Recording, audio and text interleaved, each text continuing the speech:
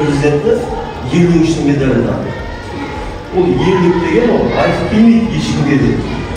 Біз білмейміз енді осы жердегі арамызда болған сіздер де бір ерлік жасап осындай үлкен жетістікке жететін шығарсыздар. Ол үшін ғана мақсат қою керек. Мақсат болу керек. Арман болу керек.